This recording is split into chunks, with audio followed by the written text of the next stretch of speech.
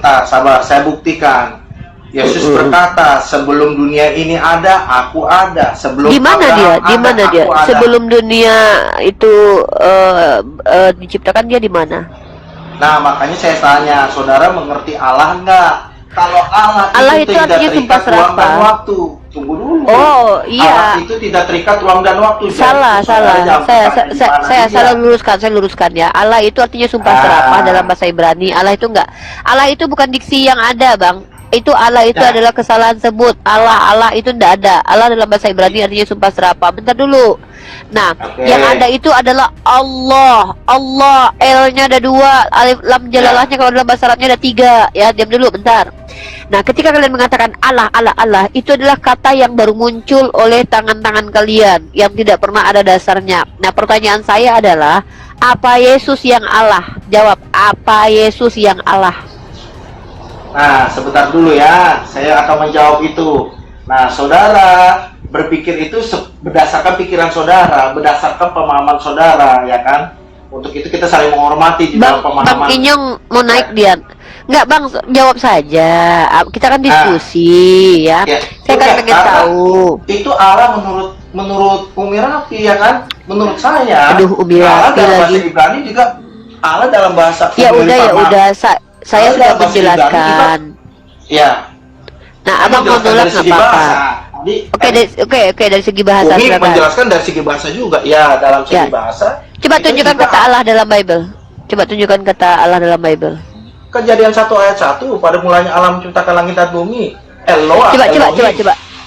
Sejak kapan Allah itu dari Eloah, dari Elohim menjadi Allah itu? Itu kan dari segi bahasa. Ya, ini saya tunjukkan ya. Ntar ya. Jadi, yang Allah dari diri Yesus apa? Coba dijawab itu dulu, Bang. Yang Allah apanya? Apanya yang Allah? Hakikat Yesus kan duinatur. Tadi saya udah jelaskan ada 2, ya kan? Hakikat artinya apa, Bang? Arti hakikat apa? Inti dasar. Inti dasar. Misalkan, jadi saya tanya, inti yang mana, Bang? Inti dasar Yesus yang mana yang Allah? Inti apanya? Saya jelaskan gini, Umi, ya kan? Saya bertanya, ada tumbuhan, ada manusia, ada hewan. Itu hakikat. Paham nggak? Oke, sebentar. Tumbuhan hakikatnya tumbuhan. Oke. Hewan hakikatnya hewan. Nah, kalau Tuhan Anda kenapa hakikatnya manusia? Oh, ntar dulu. Makanya saya bilang, kalau Tuhan itu hakikatnya Allah, lalu dia menambahkan naturnya, manusianya. Berarti cacat. Tuhan yang cacat. Karena dia sudah memiliki natur manusia. Loh, kalau manusia punya sifat, tunggu. Kalau manusia punya sifat kehewanan, normal nggak dia? Manusia? Kalau ada manusia, sifat kemanusiaannya ditambahkan sifat kehewanan, normal nggak? Ditambahkan sifat kehewanan, maksudnya iya, kalau ada manusia yang memiliki sifat kehewanan, normal nggak? Dalam diri manusia tidak normal, dalam kemanusiaan tidak normal. Begitu juga kalau ada Tuhan yang memiliki sifat kemanusiaan, itu Tuhan nggak normal, Tuhan cacat. Ya oke. Karena saudara berpikir karena makan kan, tapi kan manusia, secara manusia kita makan itu kan normal. Loh, di manusia dibandingkan Tuhan tuh nggak normal kalau Tuhan memiliki sifat kemanusiaan, karena sifat manusia itu menyesal, lapar, ngantuk, terkentut, buang air kecil, buang air besar. Masa Tuhan seperti itu? Kalau Tuhan Anda yang memiliki sifat keilahian kemudian menambahkan sifat manusia di dalam dirinya, berarti dia Tuhan cacat karena dia memiliki sifat kemanusiaan. Nah, pertanyaan saya, pada dasarnya tidak seperti itu. Pada yang bilang tadi. Anda yang bilang tadi. Tunggu dulu. Manusia diciptakan pada dasarnya serupa. Kan gitu. Manusia serupa dengan siapa? Tunggu. Manusia serupa dengan siapa? Dengan Tuhan. Pada dasarnya diciptakan. Berarti tunggu. Yang harus diperbaiki. Tunggu sebentar. Bukan artinya sama, jabatan sama, penguasa saya paham. sama. Apanya yang serupa nih maksudnya gimana? Coba jelaskan serupa nih maksudnya gimana? Keserupa tuh mirip nggak? Serupa mirip ya? Bukan seperti itu. Makanya saya bilang pemahaman saudara. Misalkan, ya kan? Pakai KBBI aja, Bang. Nih kita lihat nih. Serupa, teman-teman. Perhatikan ya. Nih. Kita pakai data aja. Serupa keadaan yang tampak di luar pada lahirnya. Berarti Tuhan Anda memang sudah nampak dari luar karena serupa. Ketika Adam serupa dengan Tuhan, berarti seperti Adam lah Tuhan gitu. Iya, tapi bukan secara fisiknya. Kalau serupa itu kan belum tentu sama. Loh, Yesus kan punya fisik, gimana sih? Iya, maksudnya gini nih. Misalkan kalau Jadi manusia apanya yang itu serupa? Yang serupa apa aja kalau gitu? gambaran, Ya apa aja yang serupa? Duh, gimana ya cara jelasinnya? Duh, gimana nih ya? Gambaran gimana ini? Anda tahu nggak gambaran artinya apa? Gambaran itu artinya Tar apa? dulu, gini. Ya misalkan saya bisa menggambarkan kalau misalkan Umi Rifa marah-marah, kan kelihatan dari cara Umi Rifa gitu kan. Saya bisa menggambarkan, oh Umi Rifa marah-marah, kan nggak mesti. Apa sih ini? Apakah Jadi bisa yang mirip, jadi yang mirip apanya? Yang mirip manusia dengan Tuhan itu apanya? Yang serupa apanya? Kita kayaknya belajar bahasa Indonesia deh. Gambaran, teman-teman ya, gambaran. Kita lihat. Kalian tuh kalau ngomong tuh nggak usah merusak peradaban, merusak bahasa Indonesia. Nih, menggambaran artinya adalah hasil menggambar, lukisan, bayang-bayang, uraian, keterangan, penjelasan. Nah, ini gambaran. Jadi manusia itu gambaran Tuhan, lukisan Tuhan berarti. Berarti begitu. Tolonglah, pakailah disi-disi yang mudah dipahami. Jangan kalian berbodohi dengan mempelintir bahasa Indonesia. Coba, gambaran itu artinya itu, lukisan, ya bayang-bayang. Nah, sekarang manusia itu gambaran Tuhan. Maksudnya apa? Coba jelasin. Apa manusia yang mirip Tuhan atau Tuhan yang mirip manusia? Coba. Masalahnya ketika Tuhan kalian lahir, malah dia yang meniru bentuk manusia. Itu loh. Halo, tes. Ya, tes muslim dan muslim. Non-muslim. Ya, mau ditanya, mau menjelaskan? Halo. Mau menjawab atau saya ditanya aja ya. Saya lagi ya udah. Saya lagi mengobati ya pasien yang ke selanjutnya. Oke. Bapak Kristen ya? Ya, Kristen, non-muslim. Oke. Tuhannya ada berapa? Tuhannya ada berapa? Tuhannya satu. Siapa itu namanya? Siapa nama Tuhannya, Pak, yang satu itu? Yesus Tuhan. Kristus. Yesus. Bapak itu Tuhan bukan? Bukan. Oh, bukan. Bapak itu siapa? Ya saya. Bukan kamu. Makanya jangan manggil Tuhan dengan sebutan Bapak, karena Tuhannya Bapak-bapak Hai. jadi ribet kan? Ya mau gimana lagi? Yuk, tawa yuk. Tahu aja, nggak apa-apa. Yuk. Ini gara-gara kamu Tuhannya Bapak, jadi salah sangka kan? Saya bilang Bapak Tuhan, kamu bilang saya. Bapaknya Yesus itu apa? Tuhan atau bukan? Bapaknya Yesus dalam secara manusiawi atau dalam hakikatnya sebagai... Memangnya Yesus punya bapak sebagai manusia? Ada dalam hakikat manusia punya bapak dia? Punya. Siapa? Ya, bapaknya ya Yusuf.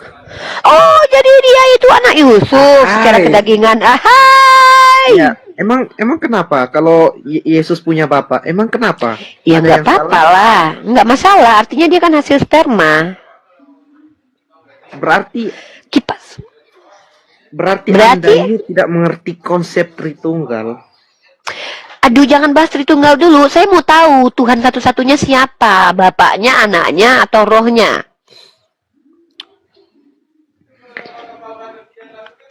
Ya Tuhan Berarti itu, Yesus anak Yusuf ya? Berarti Yesus anak kandung Yusuf ya?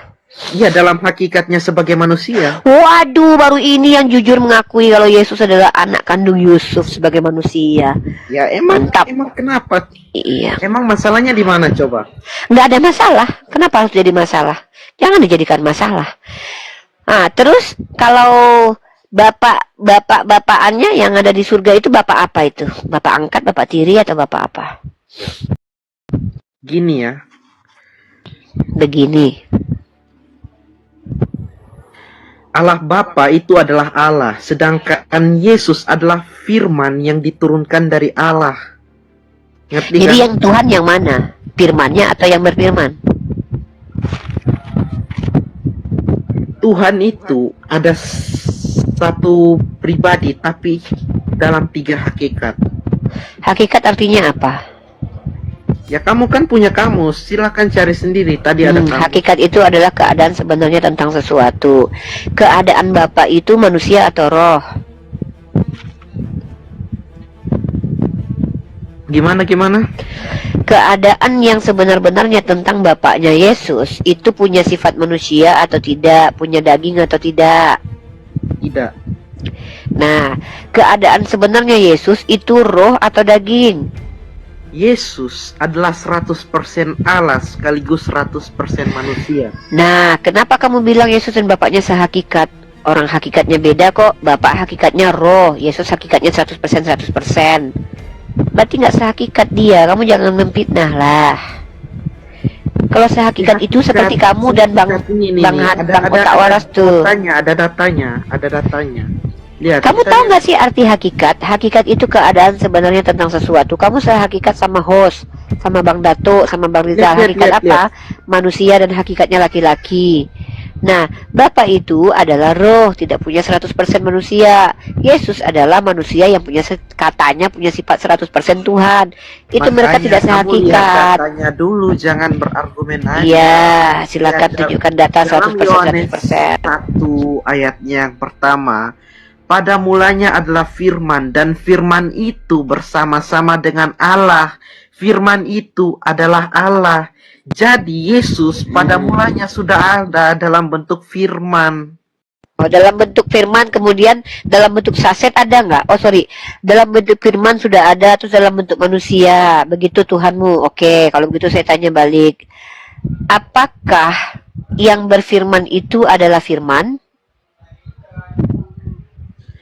Yang berfirman itu adalah Allah. Saya tanya, apakah yang berfirman adalah firman? Yang berfirman adalah Allah. Yang saya tanya bukan itu. Pertanyaannya, apakah yang berfirman itu adalah firman? Loh, sudah dijawab, yang berfirman adalah Allah. Saya nggak nanya Allah atau bukan. Yang saya tanya itu, masa ketika yang berfirman adalah firman. Nah, ya makanya berarti firman bukanlah yang berfirman. Betul nggak? Yang berfirman adalah Allah. Kan Allah yang berfirman. Firmannya itu Allah bukan?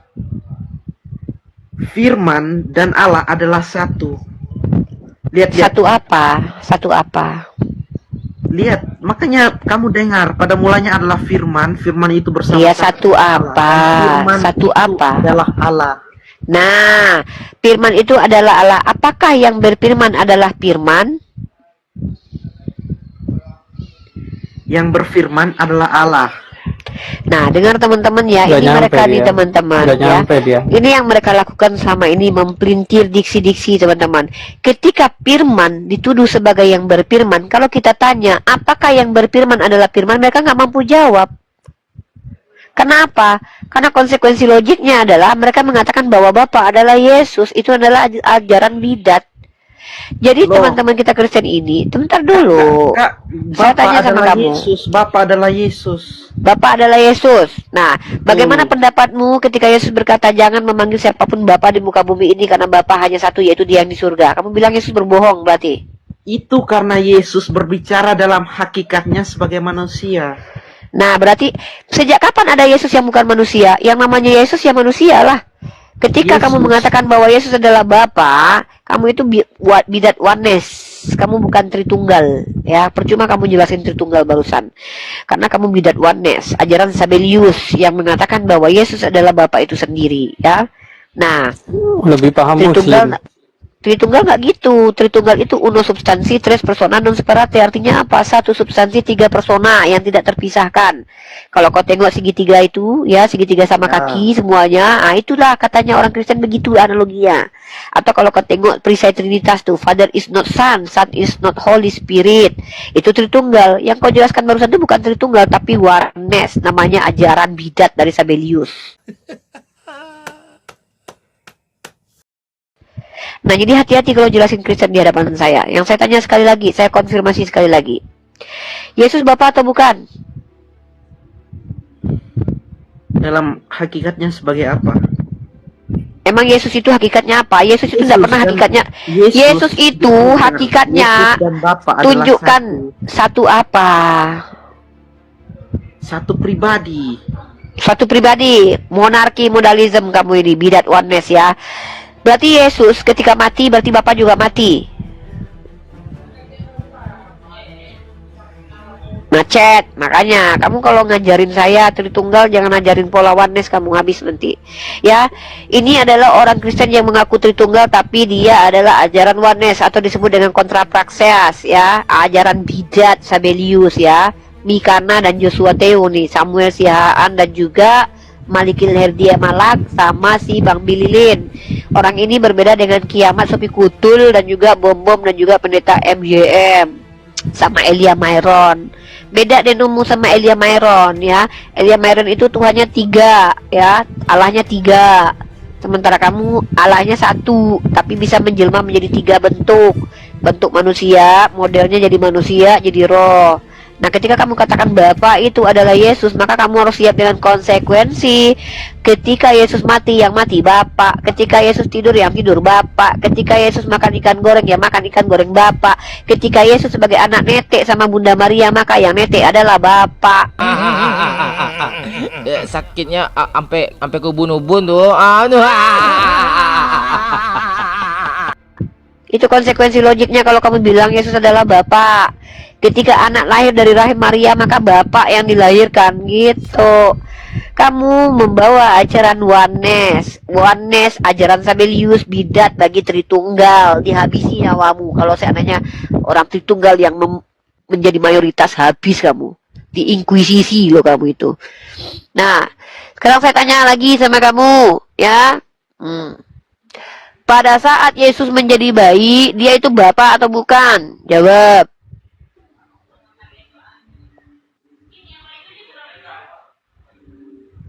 Kok macet? Udah nggak apa-apa, santai aja. Kita kan diskusi. Saya tidak menekankan. Kita kan diskusi bagus-bagus aja. Nah, gini teman-teman Muslim dan Kristen, ajaran Kristen itu terdiri dari beberapa denominasi. Denominasi yang menang waktu Konsili Nikea disebut dengan ajaran Homoousius. Apa ajaran Homoousius? Adalah ajaran yang menyetarakan antara bapak dengan anak. Setara dalam segi hakikat, padahal tidak sehakikat, karena Bapak itu roh, putra itu bukan roh, sebenarnya mereka tidak sehakikat. Maka gagallah ini sebagai konsep homoousius yang bisa dipertanggungjawabkan. Nah, kemudian setelah Konsili Nikea muncul aliran-aliran bidat. Ada aliran Nestorius yang mengatakan bahwa Yesus itu punya 2 pribadi ilahi dan insani. Kemudian muncul lagi ajaran dari apalagi ya, ada tuh banyak ajaran-ajaran. Ada ajaran Basilides, ada aliran yang disebut dengan Arius juga ada tuh, sama satu lagi tuh, aduh banyak pokoknya ya. Kemudian muncul Marcionisme dan segala macam. Ini kalau kalian menjelaskan Tritunggal pakai pemahaman bapak-bapak gereja lah, sekolah teologi dulu. Nah, jadi teman-teman NTT Bersatu, Anda kalau Tritunggal konsisten dengan ketritunggalan Anda, pakai paham Bapak Gereja bahwa uno substansi tres persona non separat. Ya, satu substansi yang 3 pribadi tidak terpisah. Nah, jadi kalau Anda mengatakan dia satu pribadi, maka konsekuensinya mengerikan, sama seperti orang oneness, bahwa ketika Yesus menyusui kepada ibundanya, Bapak yang sedang menyusui, begitu. Ya, silakan yang Kristen jelaskan. Ya, Kristen Muslim non Muslim. Non Muslim Uni. Dari kalangan mana? Hindu, Buddha, Kejawen, Kristen? Kristen Uni. Oke, silakan. Tuhannya ada berapa, Bang? Bentar Uni. Bentar Uni.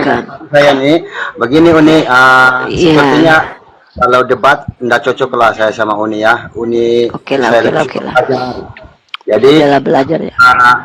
Saya ingin dulu Uni jelaskan, saya tanggapi dikit baru nanti Uni jelaskan lagi. Begini Uni, yang saya mau tanyakan makna atau arti Tuhan dalam konsep bahasa umum, kemudian dalam tauhid Islam. Silakan Uni.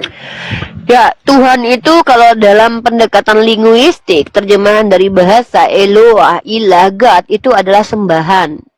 Maka sembahan itu banyak. Contoh, ada Dewa Krishna disembah, batu disembah, patung disembah, kayu disembah, hantu belau disembah. Tapi Tuhan dalam makna pencipta yang tidak diciptakan itu hanya satu, yaitu siapa? Allah Subhanahu wa Ta'ala. Nah, itu poin saya. Jadi kalau mau menggunakan pendekatan terminologi umum bahwa Tuhan secara maknawi yang artinya adalah pencipta yang tidak diciptakan, itu mustahil banyak. Nah, bagaimana konsep ini dengan tauhid? Tauhid adalah konsep bagaimana cara menuhankan Tuhan, bukan konsep tentang Tuhan, ya.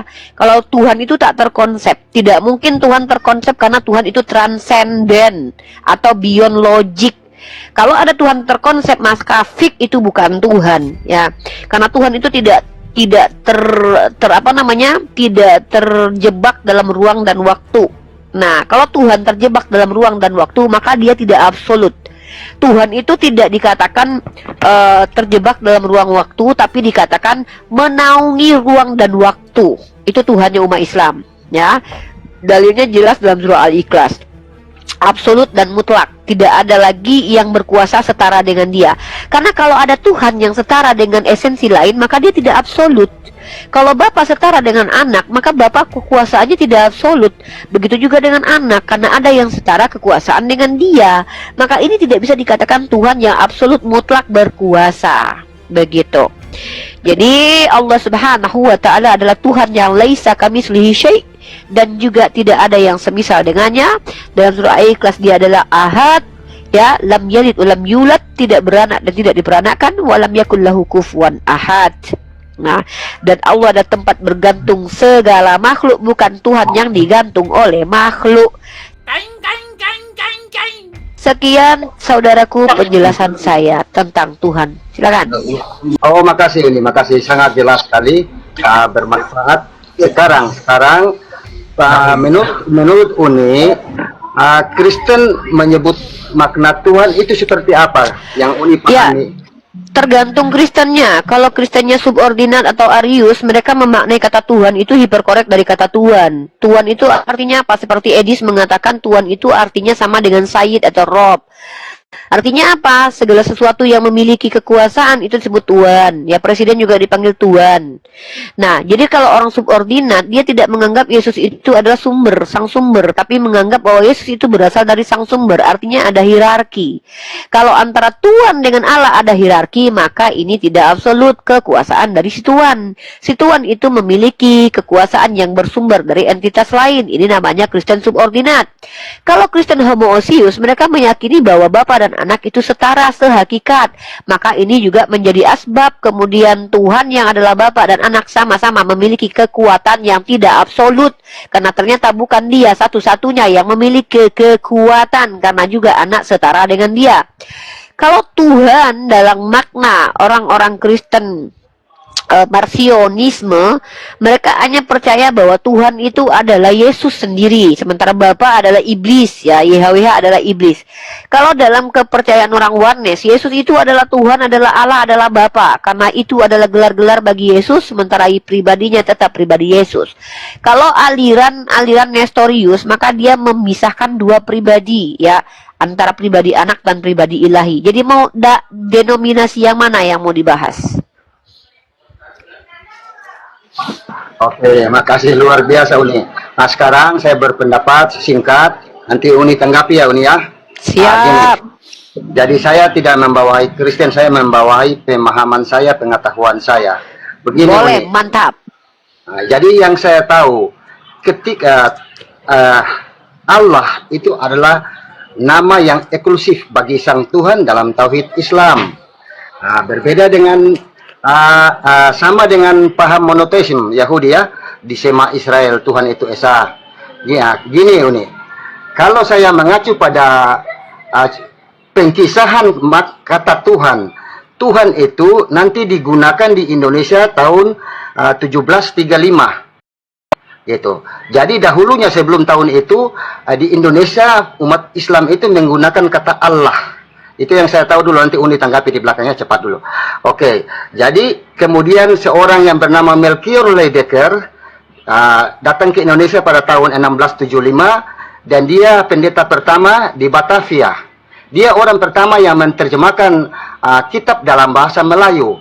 Nah, dia melihat contoh-contoh di bumi ini bahwa ada semua orang dipanggil Tuan. Ketika ada pemilik warung masuk rakyat biasa, dia bilang silakan makan Tuan. Datang sang tuan tanah pembesar, silakan makan Tuan. Gitu. Jadi Melchior Ledecker ini menambahkan huruf H di kata Tuan tadi untuk melebihkan Yesus dari tuan-tuan biasa. Itu paham saya ya Uni. Jadi saya menganggap Tuhan menjadi Tuhan buat Yesus sesuai dengan gelar Yesus sebagai King of the King, gitu di Wahyu. Jadi dalam pendapat saya sebagai orang Kristen awam ya, saya memahami, kita lihat di 1 Korintus 8 ayat 6 TB ya. Namun bagi kita hanya ada satu Allah saja, yaitu Bapa yang daripadanya berasal segala sesuatu dan yang untuk Dia kita hidup, dan satu Tuhan saja, yaitu Yesus Kristus. Begini nih. Jadi saya bukan Kristen, saya memahami Yesus sebagai Tuhan. Kemudian ditambahkan kata H, itu dimaknai sebagai Tuhan di atas segala Tuhan. Ditambah kata H, tidak mengacu pada, tidak menuju kepada Sang Khalik, Sang Pencipta yang disebut Bapak tadi Uni. Jadi kembali ke makna bahasa Melchior Ledecker tadi yang kemudian dipakai oleh seluruh agama di Indonesia sejak saat itu. Makanya saya berpikir kalau konsep tauhid Islam tentang Tuhan ditabrakan dengan paham Kristen, menurut saya Uni sampai hari kiamat pun tidak akan ketemu. Karena nama nanti saya bahas itu. Silakan, Ya. Untuk itu silakan dulu. Silakan. Oke, saya tambahkan kamu literasinya ya, karena Anda bawa literasi, saya bantu Anda. Nih, kalau Anda punya buku Satu Alkitab Beragam Terjemahan Kumpulan Makalah Seminar dari Lembaga Alkitabiah Indonesia dalam rangka HUT Emas LAI, Anda lihat di dalam di dalam buku tersebut. Nih, di dalam, saya lupa halamannya karena nggak nyampe saya foto ya. Ini saya foto sendiri. Kata Tuhan itu, menurut salah seorang profesor Dr. Ajianto SC, kata Tuhan sebenarnya muncul sebagai ucapan hiperkorek. Kesalahan sebut atau jadi keliru dari kata huruf Tuhan. Betul ya. Jadi kata Tuhan itu kata yang baru muncul, diada-adakan, ditambah-tambahkan. Nah, kemudian diambil di KBBI menjadi penjewantahan dari yang disembah atau pencipta satu-satunya. Itu ya. Nah, sekarang saya tanya konfirmasi kepada Anda. Siapa sang sumber? Yesus atau Bapa? Silakan dijawab. Bang Krisna. Itulah Bapak ini. Yesus itu sang sumber bukan? Bukan. Oke. Anda, ya Bapak tadi kan sabar. Berarti Bang Krisna ini tidak menganut paham Konsili Nikea 325, yaitu Bapa dan Yesus itu setara. Anda adalah Kristen subordinat, di mana Anda percaya bahwa Yesus itu di bawah Bapa. Betul? Ya, kita mengacu pada ucapan Yesus bahwa Tuhan itu Esa. Oke. Menurut Anda, Yesus itu diciptakan atau hadir tanpa diciptakan? Silakan dijawab. Diciptakan. Mantap. Berarti Anda adalah Kristen subordinat aliran Arius, yang mana aliran ini ditentang oleh Konstantin dan kawan-kawan, tapi diterima oleh anaknya Konstantin, yaitu Konstantin kedua selama 20 tahun. Aliran ini berkembang di Indonesia, disebut dengan aliran Unitarian. Siapa orang-orangnya? Ada Franz Donald, Benny Irawan, dan beberapa Kristen lainnya yang mereka minoritas di dalam minoritas. It's okay, nggak masalah.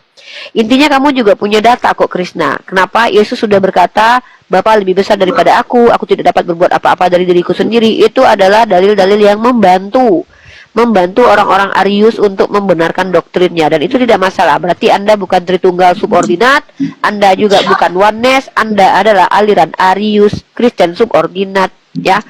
Nah, kalau Kristen subordinat ini setidaknya dia tidak menyembah kepada makhluk, tapi dia menyembah kepada siapa yang disampaikan oleh Yesus. Permasalahan kamu dan saya adalah kitab suci, tapi permasalahan akidah kita kurang lebih sama, menyatakan bahwa satu-satunya sang sumber adalah yang mengutus yang diutus. Bukan yang diutus, tapi yang mengutus itulah yang sang sumber satu-satunya. Oke? Nah, sekarang berarti kita sudah deal. Kalau bicara tentang esensi Tuhan, Allah Subhanahu wa Ta'ala, Tuhan itu bukan bahasa Al-Quran. Bahasa Al-Quran itu ada beberapa Rob, Ilah, ya. Rob dan ilah itu ada perbedaan. Rob itu bisa disampaikan artinya secara bahasa, artinya adalah pemelihara dan pemilik. Maka orang tua dikatakan Rob karena dia memelihara dan memiliki seorang anak. Tapi Rabbul Alamin itu hanya satu, yaitu Allah. Allah pemilik dan pemelihara seluruh alam. Nah, ilah itu berbeda. Ilah itu artinya sembahan. Makanya di dalam Islam itu la ilaha illallah. Sembahan itu banyak karena kalian menyembah ke sana, ada yang menyembah ke situ. Tapi di Islam, ketika sudah berislam, maka harus mengikrarkan. Apa kata-kata yang harus diikrarkan? La ilaha illallah. Tidak ada sembahan lain selain Allah. Menafikan semua sembahan-sembahan dan menyatakan hanya Allah sebagai sembahan. Nah, inilah yang disebut dengan konsep tauhid, ya. Bang Bapak Tarigan nanti dibuka dulu, di mute dulu ya, soalnya noise. Nah, Bang Krisna, Anda dan saya terkait tentang teologi, Anda sudah bisa bedakan mana kristologi dan teologi. Teologi berarti Anda sudah membedakan Bapak dengan Yesus. Nah, nanti permasalahan di antara engkau dan kami, Anda dan Islam adalah tentang sumber hukum atau kitab suci. Tapi nggak masalah, itu jangan bahas sekarang ya. Anda standby dulu. Ada pertanyaan tentang Islam? Silakan sebelum saya ke Bapak Tarigan. Oke Uni, terima kasih. Paling tidak saya dikuatkan dengan statement Uni, bahwa saya tidak kafir ya, gitu. Itu yang pertama. Kemudian Sebentar. Kafara itu saya jelaskan dulu. Kafara itu artinya menutup diri. Kafara itu orang Yahudi ketika mereka bertauhid kepada Allah, mereka tidak menyekutukan Allah, mereka tetap dikatakan kafara karena mereka menolak kenabian Isa Al-Masih putra Maryam. Barang siapa yang menolak kenabian Isa Al-Masih putra Maryam, makanya Isa Al-Masih putra Maryam atau Yesus Kristus mengatakan dalam kitab Anda, tidak ada yang sampai kepada Bapa kecuali melalui aku. Artinya setiap orang Yahudi yang tidak percaya kepada Yesus sebagai Mesia, dia tidak bisa sampai kepada Tuhan yang benar, walaupun mereka tidak pernah menyekutukan Tuhan. Sama, mau Nasrani, mau Kristen sekalipun, kalau menolak kenabian Nabi Muhammad Ibnu Abdullah, tetap kafir, walaupun dia tidak menyembah kepada selain Allah. Gitu. Muhammad. Hebat kali dia harus dipakai. Ya, lanjut Krisna. Bang Krisna, silakan kalau mau lanjut diskusi sama saya, kita akan menunjukkan perbedaan kita yang sangat mendalam terkait kitab suci, terkait sumber ya, sumber pengetahuan Anda dan sumber pengetahuan saya. Tapi jangan dibahas dulu, saya mau sapa yang lain dulu. Bang Krisna, kalau ya sabar ya. Yang di sini tolong yang bisa menghargai dirinya sendiri untuk naik. Kalau tidak bisa menghargai diri sendiri, jangan. Kenapa? Kami nggak mungkin bisa hargai kalian kalau kalian nggak bisa hargai diri sendiri. Mantap. Ya, Bang Krisna nanti saya sapa dulu. Ini ada Bapak Tarigan. Nanti Bang Krisna ke saya lagi. Bapak Tarigan Muslim atau non Muslim? Non Muslim. Oke, silakan jelaskan. Anda Kristen denom apa? Anda homoousius, Unitarian, Nestorius atau Oneness? Silakan jelaskan. Oneness. Oke, Anda percaya bahwa Yesus itu adalah Bapa? Percaya. Oke, berarti yang lahir dari perut Maria itu adalah Bapa. Bapa. Yang mati di tiang salib adalah Bapa. Bapa. Oke, baca 1 Timotius pasal 6 nomor 16. Berarti Anda telah mengingkari ayat 1 Timotius pasal 6 nomor 16 ya. Bahwa satu-satunya, oke. Kita buka 1 Timotius pasal 6 nomor 16. Uni, Ini ya. Aku mau bertanya dulu Bu nih. Bentar, saya ini dulu. Bentar, saya luruskan dulu. Yang pemahaman Oneness itu bisa hancur dengan data ini ya. Kalau Anda mengatakan bahwa Bapa itu bisa mati dan Bapa itu adalah Yesus, Anda mengingkari 1 Timotius pasal 6 nomor 16. Dialah satu-satunya yang tidak takluk kepada maut. Yesus itu takluk kepada maut. Dia mati 3 hari. Maka ini bukan Yesus. Bersemayam dalam terang. Yesus tidak bersemayam dalam terang karena dia bersemayam di bumi yang tak terhampiri. Yesus jangankan terhampiri, ditombak Azib Romawi pun bisa. Seorang pun tak pernah melihat dia. Yesus dilihat banyak orang. Dan memang manusia tidak dapat melihat dia. Yesus bisa dilihat orang. Baginya segala hormat dan kuasa yang kekal. Yesus tidak kekal kuasanya. Karena selama di dunia dia tidak memiliki kuasa kekal. Maka 1 Timotius pasal 6 nomor 16 ini menolak aliran Oneness yang mengatakan bahwa Yesus adalah Bapa, yang mati adalah Bapa. Ini kalau kalian jujur. Tapi kalau tidak ya tidak masalah. Silakan lanjut Bapak Tarigan. Kalau salam, bahasa salam itu Umi sama assalamualaikum itu sama nggak Umi? Beda. Kalau assalamualaikum itu selamat atas kamu. Kalau salam selamat. Aduh, hati tersiksa tapi mulut ketawa juga kan. Bedanya di mana nih? Loh, kan itu ada kumnya. Alaikum itu kan untukmu. Iya. Kalau salam kan salam aja, salam aja. Iya. Terus masalahnya apa? Assalamualaikum itu kan termasuk salam juga kan, Mi? Iya, salam. Terus Artinya menandakan seseorang itu kan begitu itu kata salam itu kan Umi. iya. Jadi apa Terus? bedanya Umi? Assalamualaikum, ada tambahan kata kumnya. Selamat Oh. atas kamu. Kalau salam itu kan Ya. cuma selamat. Beda, gimana sih? Artinya kan bedanya perbedaan itu bilang Umi itu kan cuman Iya, tetap beda ya beda. Pak, kalau Jangan mau disamain yang disamain beda. bukan salam doang, Pak. Iya. Salam alaikum. Salam kalau alaikum, baru sama Assalamualaikum sama dengan salam alaikum. Dialeknya aja yang beda.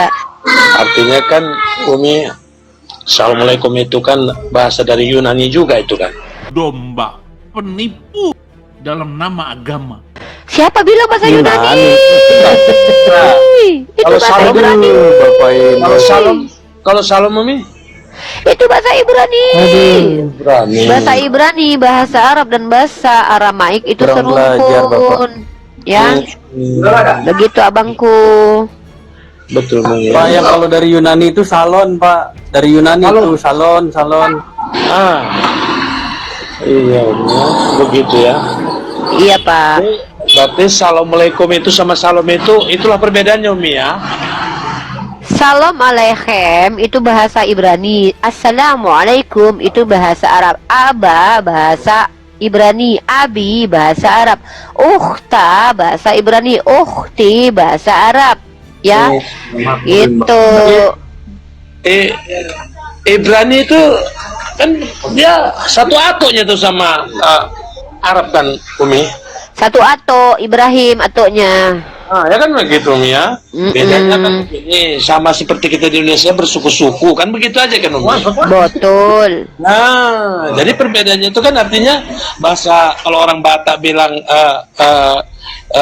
Horas, kalau bahasa orang Karo bilang Jua-Jua kan gitu aja kan Umi. Iya, kurang lebih begitu. Tapi disatukan dengan bahasa Indonesia ya. Beda. Enggak bisa begitu. Gini ya. Bisa begitu. Bahasa Arab, bahasa Ibrani dan bahasa Aramaik, bahasa Syuriani itu serumpun karena mereka adalah bahasa Semitik. Ya, bahasa Indonesia adalah bahasa baru yang mengambil beragam macam bahasa, ya, mengambil beberapa macam bahasa seperti bahasa Sanskerta, makanya ada kata sa. Bahasa Arab, makanya ada kata isnin, salasa. Dan juga bahasa Arab yang paling banyak juga diambil oleh KBBI. Kenapa? Karena orang-orang yang ada di Indonesia kan rata-rata kan mayoritasnya Muslim. Nah, jadi itu bahasa Indonesia ini bahasa yang banyak menyerap bahasa-bahasa lain, bukan bahasa yang memang original, tapi mengambil bahasa-bahasa lain. Bahasa yang paling yang juga diserap itu diantara Sanskerta sama bahasa Arab yang paling banyak. Nah, tapi kalau bahasa Ibrani, bahasa Arab dan bahasa Suryani itu serumpun, bahasa Aramaik itu serumpun. Serumpun itu gimana? Sama seperti bahasa Malaysia, Singapura dan Indonesia. Ada diksi-diksi yang sama sekali berbeda, ada diksi-diksi yang sama. Contoh, kalau di dalam bahasa Arab misalkannya kata milah itu syariat, maka dalam bahasa Ibrani milah itu artinya sunat. Nah, apakah sama? Sebenarnya sunat juga adalah syariat. Jadi ada bahasa-bahasa yang berbeda secara lafaz tapi maknanya sama, ada maknanya yang sama tapi lafaznya berbeda. Kurang lebih seperti itu. Silakan. Apalagi yang mau ditanyakan? Bapak Tarigan. Oke. Kita ke LYSZ 12 nih. Tes. Iya, tes muslim dan muslim brodo. Nggak beragama. Di KTP apa agamanya brodo? Kagak ya? Kayaknya Islam. Ya kalau nggak beragama jangan masuk lah Umi. Nggak apa-apa lah, nggak apa-apa. Nggak apa-apa lah. Saya mau menguji apa dia konsisten dengan omongannya atau dia hanya menipu kita. Nggak apa-apa. Kita mau tahu dia mampu atau enggak. Ya. Pak Damai, silakan Pak Damai. Muslim Pak Damai. Selamat malam Umi. Selamat malam, salam. Ya, Pak Damai ada yang mau ditanyakan? Oke, tentang memahami tentang selain Allah yang disembah tadi, kalau kita buka 1 Tawarik 16 ayat 25 dan 26. Bisa dibacakan Umi? 1 Tawarik berapa, Bang? Bang Damai, Abang Damai suaranya double. Nulis. Iya, Umi. Satu tawarik berapa tadi? Udah oke. Gimana, Umi? Satu tawarik berapa, Bang? Satu tawarik 16 ayat 25 dan 26. Satu tawarik 2. Satu tawarik 16 ayat 25 dan 26. 16 ayat 25. Oke. Oke, kita baca ya. Satu tawarik 16 ayat 25 dan 26. Ya. Sebab besar Tuhan dan terpuji sangat dan lebih dahsyat ia daripada segala Allah. Sebab segala Allah bangsa-bangsa adalah berhala, tetapi Tuhanlah yang menjadikan langit. Nah, apa yang mau disampaikan di sini, brother? Artinya kalau kita menyembah Allah itu kan berarti kita menyembah berhala gitu kan? Ini Bang, kalau kita lihat terjemahan kitab Anda ini ya, nih perhatikan ya. Nih, kita lihat bahasa aslinya ya, nih. Inilah kadang-kadang yang bikin orang gagal paham tuh gara-gara terjemahan. Enggak, ini kalau kan kita lihat, ya. Ini kan firman, Umi. Jadi kan kita pakai bahasa. Enggak usah lah, biar tahu ya. Enggak usah pakai apa? Bahasa Nggak kita bisa, Bang. Iya, ini pakai bahasa kitab Abang nih, Elohim. Ya. Elohim ini adalah Tuhan jamak, Bang. Allah, ilah. Ini setara dengan kata ilah. Ini bukan nama. Ya, ini gelar, Bang. Ini kan berdasarkan Abang kalau nggak mau mendengarkan penjelasan saya nggak apa-apa. Saya cuma mau menjelaskan aja. Kalau Abang membantah juga nggak apa-apa. Ya, ini terjemahan keliru, Bang. Allah ini tidak pernah ada nih. Oh, firman Tuhan itu keliru nih. Loh, itu jelas-jelas yang Bang, ini kalau diskusi kayak gini ini namanya memaksakan pendapat ini. Saya mau jelasin kok nggak diizinin gitu loh. Ini namanya ngotot. Ya memang orang Kristen itu selalu aneh, harus aneh. Kalau belum aneh belum orang Kristen namanya. Makanya saudara harus aneh. Anda kalau tidak mau mendengarkan penjelasan saya tidak apa-apa. Tapi ya Mbok ya bisa tunjukkan saya yang benar. Saya menggunakan kaidah bahasa Indonesia tentang kata Allah. Ini nggak pernah orang Inggris nggak kenal kata Allah. Orang Inggris nggak tahu kata Allah. Orang Inggris taunya God, Lord. Kata Allah ini kan sudah dibahas tadi dengan Bang Krisna. Saya sudah punya datanya. Nih data yang saya tunjukkan tentang kata Tuhan tadi, Allah ya. Nih, kata Tuhan contohnya. Nih, hiperkoret ya. Nih, kata Allah, Anda mau lari kemanapun, yang namanya Allah itu adalah ismun zat wajibal wujud. Apa maksudnya? Nama Tuhan. Nih kita lihat nih ya. Kamus Oxford ya. Saya nggak pakai kamus KBBI lah, pakai kamus dunia. Oxford, kata Allah. Nih, Allah dalam kamus Oxford. Ya, Allah, ini adalah apa? The name of God among Muslim. The name of God among Muslim. Nama Tuhan. Sementara di kitab Anda dalam tawarik ini adalah gelar. Segala Allah, ini gelar. Ini nggak cocok pakai Allah. Ini sebenarnya cocoknya pakai Elohim. Karena memang bahasa aslinya, ya. Nih. Jadi Alkitab ini salah Len ya. Makanya ada revisi Bang terjemahan Abang tuh. AVB 2011, Laber, MLT, BISTL, ayat. Enggak mungkin kuikukan Uni. Berdasarkan Alkitab pula. Bukti kalau kitab terjemahan Abang salah ada revisi. Aduh. Kalau nggak ada revisi berarti nggak salah, Bang. Makanya narasi itu kan sudah melebihi dari apa yang sudah diartikan. Kok nggak terima kenyataan, Bang? Ahli yang mana? Ahli yang mana coba? Ahli mana yang mengatakan saya salah? Abang lihat ini. Kata Tuhan huruf besar ini nama Tuhan Jehovah. Sementara di sini kata Allah itu adalah kata Elohim, gelar. Elohim ini padanan katanya adalah ilah, sembahan. Lalu kenapa di sini malah Allah? Kata Allah ini, tulisan Latin ini mengambil dari kata Allah. Allah ini apa? Allah ini adalah nama, bukan gelar. Gelar ilah gelarnya, Allah namanya. Jadi abang kalau dikasih ilmu jangan malah nggak terima. Kalau abang mau membantah saya pakai data. Nggak apa, aku kan bersama. Ya udah, nggak usah. Kalau nggak mau ilmu nggak usah. Saya nggak suka dengan orang yang bicara tanpa mau mendengarkan. Nggak perlu ilmu, nggak usah bertanya. Saya di sini bukan orang yang berkewajiban untuk membuat kalian pintar. Saya di sini berbagi ilmu, berbagi informasi. Gini loh. Ini kan aku kan berdasarkan data Alkitab. Data apa? Yang kami sediakan. Data apa? Artinya Uni pun harus percaya karena ini kan kitab. Kok maksa? Kok maksa Bang ini? Oke. Ini bahasa Indonesia, Bang. Bang, tengok nih. Nih Allah. Lihat nih bahasa aslinya. Belajar bahasa asli, Bang. Itu Lihat nih, Bang. Lihat nih, Bang. Iya, Bang, bentar narasumbernya dulu. itu. Iya, itu kan Narasumber apa ini? narasumber dari Abang, mana? jangan tantrum. Lihat nih. Elohim. Ini bahasa asli ini. Elohim ini dari kata Eloah atau Allah yang ada kata imnya. Im ini untuk pluralnya nih atau penghormatan atau plural of majesty. Nih plural. Itu kan terserah mereka, itu kan narasi-narasi mereka. Yang Apa kita bahas ini? ini kan Alkitab. Maksudnya jangan melebar gitu loh Loh, ini artinya. saya bahas kitab mulu. Ini gimana nih orang Kristen ini? Kayak MHD, sini si vibrator itu. Iya, kenapa begitu? Saya kok saya ndak mau kayak gini. Kalau ndak mau dengarkan jawaban saya ya bawa jawaban yang lain, tapi pakai data. Kok malah memaksakan saya harus terima kitab terjemahan? Anda tahu tidak? Kristen sendiri itu merevisi terjemahan nih. Anda lihat, jangan ketawa. Oke. Bray, Berarti lihat, Uni Bang, percaya ini enggak terjemahan. sama kitab Musa enggak? Percaya enggak? Kitab Musa, Zabur, Injil. Mana? Yang mana kitab Musa? Yang mana kitab Musa? Coba tunjukkan kitab Musa. Percaya enggak kitab Taurat Musa sama Yang Zabur, mana? Injil? Yang mana? Jelas. Yang mana? Yang mana? Yang mana kitabnya? Yang jelas, yang menuliskan Yesus itu kan Musa. Yang terakhir Siapa dari Yohanes pula Musa 5 ayat menuliskan 14. Yesus? Sejak kapan pula Musa menuliskan Yesus? Aduh, ngaco. Hoax terus. Kita coba buka datanya. Yohanes 5 ayat 46 itu coba. Apa ini? Sejak kapan pula Musa menuliskan Yesus? Ada-ada aja Bang ini loh. Biar Yohanes kita berapa? paham. Kalau Uni nggak yakin Yohanes berapa? berarti Yohanes Uni berapa? nggak yakin dengan kitab Taurat Musa gitu. Yohanes yang mana? Ya Yohanes ampun. 5 ayat 46. Coba bacakan. Yohanes Uni. 5 ayat 46. Iya, coba bacakan.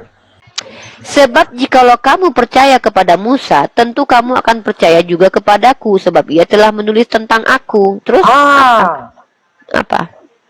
Jadi kalau Uni yakin dengan Taurat Musa, Uni harus percaya. Yang mana? Mana Taurat Musa itu? Di mana? Tunjukkan bahwa Musa menulis tentang Yesus. Yang mana? Di mana? Itu kan jelas. Di Itu dari satu ayat satu itu. Aduh, jelas. Mana? Yang Dari kitab satu yang ayat ditulis satu. Musa yang mana? Yang mana? Dari 1 ayat 1.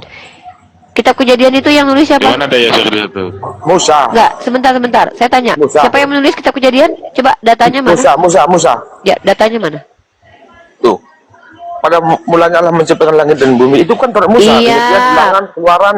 Yang Imamat, bilang Bilangan. siapa? Yang bilang siapa? Kalau penulisnya adalah Musa, yang bilang siapa? Kamu tahu dari mana? Loh, kok dari mana? Yakin nggak itu Taurat Musa? Ya enggak. Ditunjukkan aja yang Aduh, Musanya mati. Umi. bingung. Dengar. Saya umat Islam. Saya diperintahkan percaya bahwa Nabi Musa itu diturunkan Torah kepadanya. Tapi bukan berarti saya dan seluruh umat Islam percaya kitab yang kamu pegang itu Berarti adalah kitab Uni nggak Torah. percaya dengan Taurat Musa. Apa Karena ini? Musa Saya sih nih yang kalau tentang lagi ngomong Yesus. jangan dipotong dulu. Ini orang apa sih kok maksa agamanya di sini? Umat Kristen harus dengar ya, jangan dipotong dulu. Saya lagi ngomong. Kalau Anda punya data menjelaskan boleh. Saya ngomong dulu ya, nanti Anda. Nah, teman-temanku yang Kristen yang aku hormati, kita harus sepakat dalam beberapa hal. Jangan kalian paksakan keimanan kalian kepada kami. Kami seluruh umat Islam itu tidak mengimani kitab yang kalian pegang itu adalah Taurat Musa. Tapi menurut hadis dan Al-Quran, kitab yang kalian pegang itu adalah kitab yang bercampur antara karangan manusia dengan tulisan-tulisan para orang terdahulu. Bisa jadi tulisan para nabi, bisa jadi bukan. Bisa jadi ajaran yang benar, bisa jadi bukan.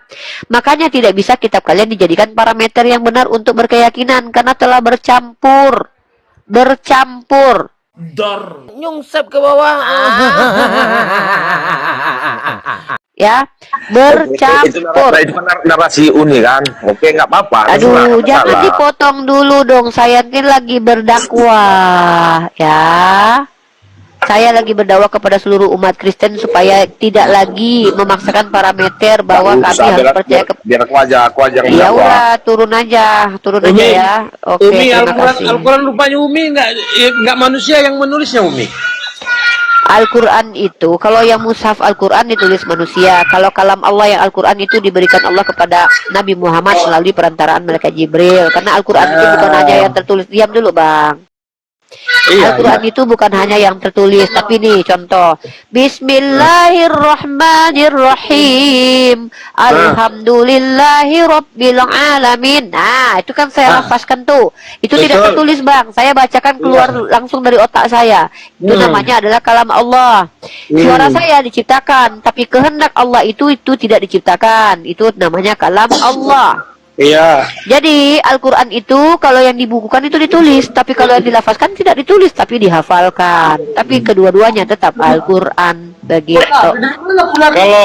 Kalau lapas ini. Bentar, saya belum selesai menjelaskan yang tadi itu. Jadi umat Kristen, umat Kristen tolong pahami. Kami itu dapat informasi dari Nabi kami dalam kitab Sahih Imam Bukhari nomor 2488 bahwa wahai sekalian kaum muslimin, bagaimana bisa kalian bertanya kepada ahli kitab sedangkan kitab kalian yang diturunkan kepada Nabi Shallallahu Alaihi Wasallam adalah kitab paling baru tentang Allah.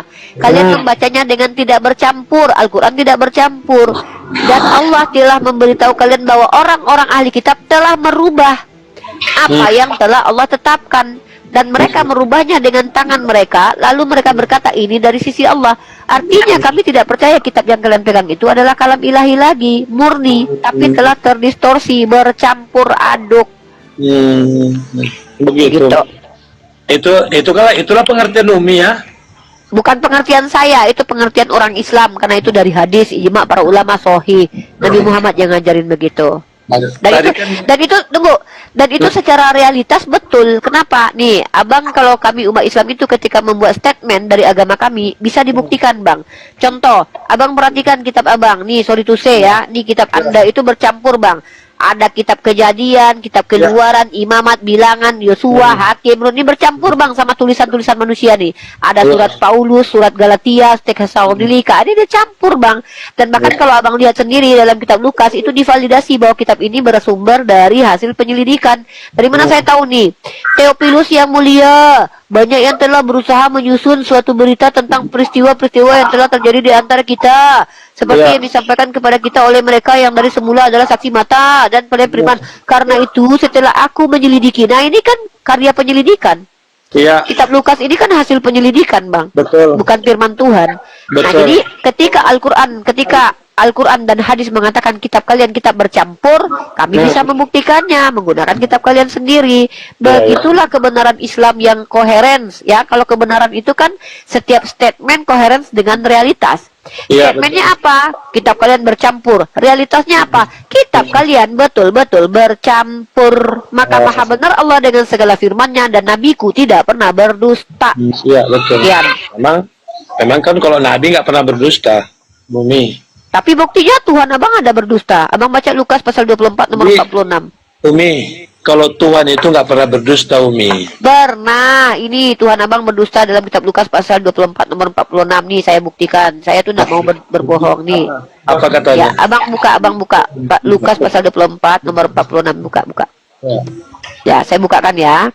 Nah, ini indikator kalau ada dua kemungkinan, Bang. Satu, Tuhan Abang berdusta, yang kedua ayatnya hilang. Karena begini. Ketika Yesus menjelaskan kepada muridnya, katanya kepada mereka, ada tertulis demikian, Mesia harus menderita dan bangkit dari antara orang mati pada hari ketiga. Katanya ada tertulis begini di kitab para nabi. Mana, Bang, tertulisnya, Bang? Kan begini tuh, Mi. Kalau begini. Dengar dulu, Mi. Kalau Lukas itu kan murid. Kalau Kejadian itu kan siapa bilang kalau Lukas murid, Bang? Itu muridnya Tuhan Yesus. Kapan dia ketemu, Bang? Kalau kamu bilang kapan ketemunya, orang awak belum lahir. Ya berarti kan tuh ngeklaim doang, Bang. Kalau gitu saya juga ngeklaim sebagai istri Yesus, boleh nggak? Siapa? Saya istri Yesus. Buktinya kenapa minta bukti ke saya? Saya juga minta bukti Lukas, tadi Abang nggak bisa kasih. Giliran saya ngaku-ngaku istri Yesus, Abang minta bukti. Abang kan hipokrit. Standar janda, Abang. Iya, kalau di Alkitab itu kan, Umi, ada muridnya namanya Lukas, Matius. Ya di mana tertulis kalau Lukas itu muridnya Yesus? Saya sebentar, Umi. Bapak tadi, Anda sudah salah itu. Lukas itu seorang dokter, sahabat Paulus, bukan murid Yesus. Tidak termasuk dalam. Makanya kan begini. Udah konsili dulu berdua ya. Bang Krisna bantu saya dulu menjelaskan Bapak Tarigan, baru nanti setelah selesai baru ke saya. Bang Krisna dan Bapak Tarigan kita kasih waktu 10 menit. Silakan. Siap Bang Krisna. Tidak bang, saya cuma punya pengetahuan itu dalam pencarian saya. Lukas itu seorang dokter adalah sahabatnya Paulus. Jadi Lukas menulis sesuai dengan penjelasan Paulus lama setelah Yesus. Itu kurang lebihnya 90 tahun dari jaraknya Yesus itu. Itu yang saya tahu. Cuman itu Uni. Silakan ke Uni ya kalau yang lain. Oke, siap. Nah, jadi Bang Bapak Tarigan, kalau bisa berbicara misalkannya mengklaim itu harus ada bukti. Contoh, kalau saya mengklaim bahwa Al-Quran itu tidak pernah terdistorsi, maka saya bisa tunjukkan bahwa kitab yang lain itu terdistorsi. Al-Quran itu mengklaim bahwa dia tidak ada kontradiksi, maka yang harus membuktikan dia kontradiksi kalian. Saya mampu buktikan kitab teman-teman Kristen itu kontradiksi. Nah, kita ke back to topik lagi nih. Jadi abangku, Bapak Tarigan, yang perlu abangku pahami adalah silahkan kalian beriman dengan kitab kalian, tapi kami umat Islam yang diperintahkan untuk berakal akan kesulitan kalau menjadikan kitab kalian sebagai panduan berkeyakinan. Kenapa? Karena di kitab kalian banyak sekali kontradiksi antara kitab Yohanes, Matius, Markus, Lukas saja itu bertentangan. Saya kasih contoh ya abangku, bukti kitab kalian tidak konsisten. Nah, nih saya kasih data nih. Nah, ini si Matius menceritakan ya Bang, konon katanya kan Matius menceritakan tuh. Ya walaupun sebenarnya penulis kitab Matius ini anonim, tidak jelas, tapi diduga Matius. Taruhlah kita percaya penulisnya Matius ya. Maka Matius menceritakan begini kisahnya. Ada seorang yang datang kepada Yesus dan berkata, "Guru." Nih, dia kata dia orang ini berkata begini, "Guru, perbuatan baik apakah yang harus kuperbuat untuk memperoleh hidup kekal?" Menurut Matius ini, Yesus menjawab begini, "Apakah sebabnya engkau bertanya kepadaku tentang apa yang baik?" Kan begitu? Iya. Benar? Itu kata si Matius. Tapi ternyata di dalam penjelasan kitab lainnya, kisah yang sama dalam Lukas pasal 10 nomor 25 ya, bukan ini. Bentar ya. Bentar Bang, aku telepon dulu Bang, ada yang telepon Bang. Sebentar, Uni silakan. Pak Tarya, makasih saya lihat Anda santun. Saya juga Kristen Pak Tarya. Jadi begini saya mau saran ya. Menghadapi Uni, saya belum lihat komal-komal Islam yang punya kemampuan seperti Uni. Jadi menghadapi Uni, mari kita santun. Kita bertanya untuk belajar. Dan kita jangan menghujat ya, gitu. Apa yang dikatakan Uni kita camkan dulu, nanti kita setelah turun nanti kita pelajari apa benar. Karena saya banyak bukti bahwa Uni itu bicaranya benar gitu, dia angkat ayat benar. Oke, saya luruskan lagi tentang Lukas ya Pak. Dulu saya kecewa sekali ketika saya sebagai seorang Kristen, saya dipantah. Saya kaget Bang. Saya kaget ternyata saya putus asa, saya cari, saya dapat dalam kitab sejarah Lukas itu bukan murid Yesus. Lukas itu adalah seorang dokter sahabat Paulus. Kitab Lukas itu ditulis tahun 90 setelah Masehi dan ternyata itu menggunakan bahasa Yunani, bukan bahasa Arab. Di kitab aslinya bukan menggunakan bahasa Aram, bahasanya Yesus, bahasanya murid Yesus. Jadi di situ memang semula saya kecewa. Masa iya Lukas bukan murid Yesus? Ternyata benar Bang. Anda santun. Saya saran Uni itu punya dalil yang kuat. Kita bicarakan dalil. Jadi sebaiknya kita jangan emosi, menganggap itu sebagai sebuah pelajaran. Nanti kita pelajari. Kalau ternyata Uni bohong kan pasti ketahuan kan. Gitu. Ya, begitu Bang saran saya. Saya lihat Anda santun. Saya hargai itu, makasih. Terima kasih Bang Krisna ya. Semoga teman-teman Kristen semua bisa seperti ini diskusinya. Kalau saya berbohong, teman-teman punya hak untuk mengkritisi ya. Nah, ini yang saya maksud abangku, Bapak Tarigan. Kenapa kami umat Islam tidak bisa mengambil kitabnya teman-teman Kristen sebagai sumber informasi yang benar, karena terdapat banyak kontradiksi. Ini kalau abang punya aplikasi Matius 19 ini, itu kitab ceritanya sama dengan Markus 10 17-27, sama dengan Lukas 18-18. Nah, coba kita perhatikan diksinya ya. Ini kalau di Islam tidak boleh ini Bang. Di Islam itu tidak boleh satu kata itu berbeda-beda satu orang meriwayatkan. Ada seorang datang kepada Yesus dan berkata, "Guru, perbuatan baik apakah yang harus kuperbuat untuk memperoleh hidup yang kekal?" Jawab Yesus, "Apakah sebabnya engkau bertanya kepadaku tentang apa yang baik?" Ini menurut Matius. Menurut Matius, Yesus berkata begini, "Apakah sebabnya engkau bertanya kepadaku tentang apa yang baik?" Abang buka dalam Lukas 18, nomor 18. cerita yang sama, ada seorang pemimpin bertanya kepada Yesus, katanya, "Guru yang baik, apa yang harus aku perbuat untuk memperoleh hidup yang kekal?" Jawab Yesus, "Mengapa kau katakan aku baik?" Artinya, ada di antara Lukas dan Matius itu salah mendengarkan. Kalau Lukas mendengarkan Yesus berkata, "Mengapa kau katakan aku baik?" Tapi menurut Matius, Yesus justru menjawab, "Apakah sebabnya engkau bertanya kepadaku tentang apa yang baik?" Itu berbeda, Bang. Berbeda sekali. Kalau seandainya ada dua orang menjelaskan sesuatu yang berbeda, salah satu di antaranya pasti salah, atau jangan-jangan keduanya salah. Mungkin beginilah analoginya abangku. Bang Krisna bicara. Bang Krisna bilang begini, "Saya didatangi Ustadz Tahta. Ustadz Tahta bertanya ke saya, 'Makan apa kau?' Saya jawab, 'Kenapa kau tanya apa makananku?' Tiba-tiba Bang Otak Waras menceritakan, saya mendengarkan catatan ngomong sama Bang Krisna. Katanya begini, 'Apa yang harus aku makan? Ngapain kau tanya sama aku? Makanlah kau sendiri.' Ah, ini kan berbeda, Bang. Guru yang baik dengan guru perbuatan baik apa yang harus kulakukan?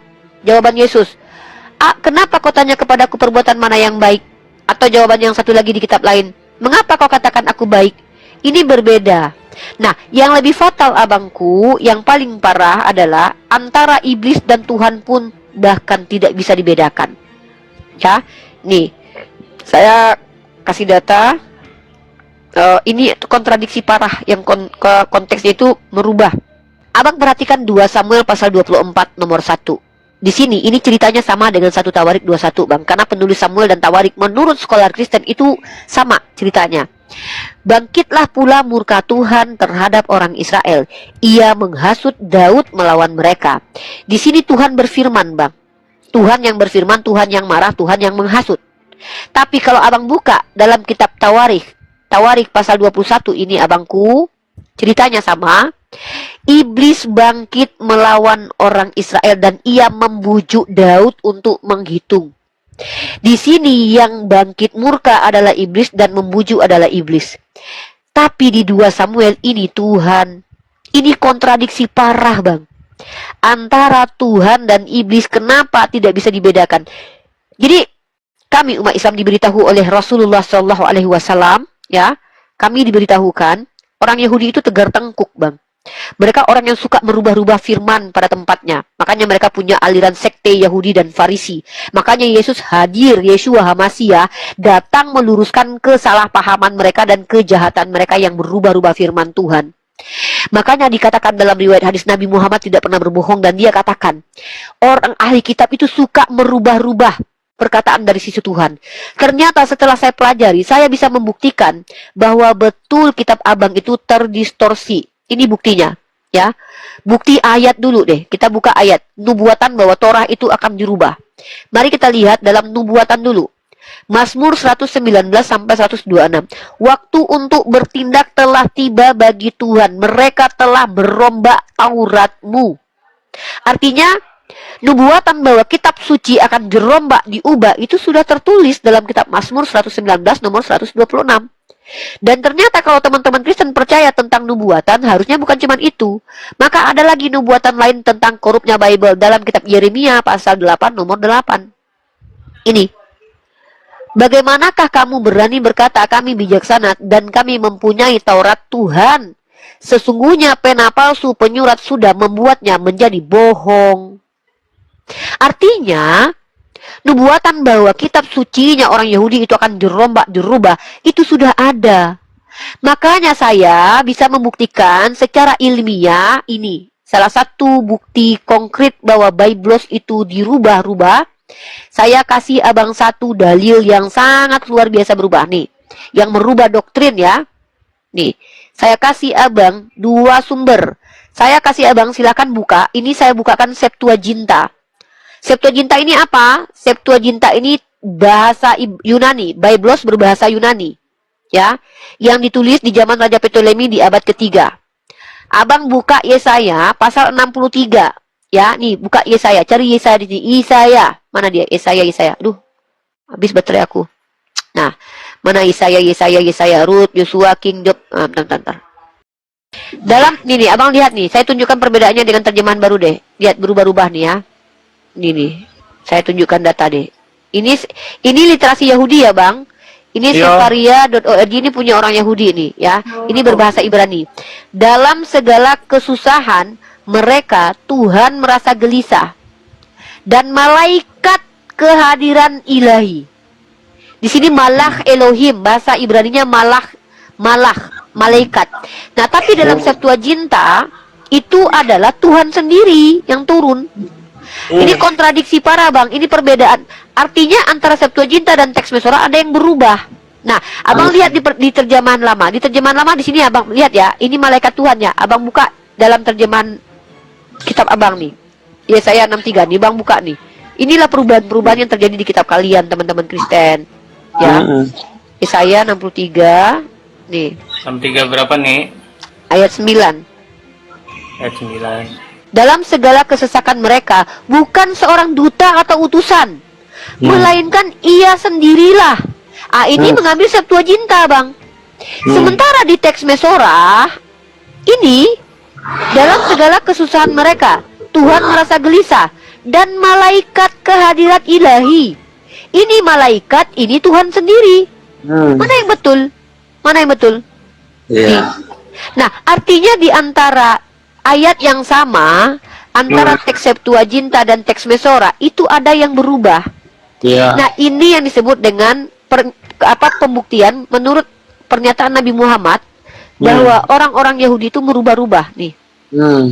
Nih Nabi Muhammad katakan, ahli kitab telah merubah apa yang telah Allah tetapkan. Nah, itu Septuaginta, coba dilihat sama Bang Rijal tuh. Septuaginta mengambil Umi, yang dijelaskan Umi tadi itu benar.